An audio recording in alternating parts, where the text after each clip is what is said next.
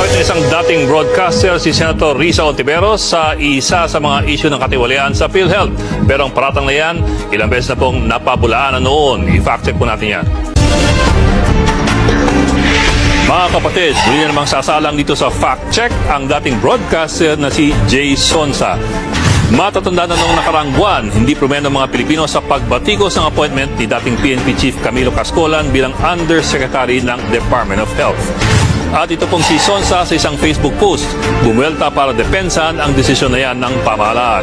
Ang sabi po ni Sonsa, si Opposition Senator Risa Hontiveros nakaupo naman sa PhilHealth Board noong panahon na may issue ng misused funds sa ahensya. Anya, nag-utos daw ang Commission on Audit or COA na magbalik si Hontiveros ng higit 100 million pesos. Mga kapatid, bawang kasinungalingan po yan. Napatunayan po natin dito sa Facts First PH na hindi po totoong may ganyang utos ang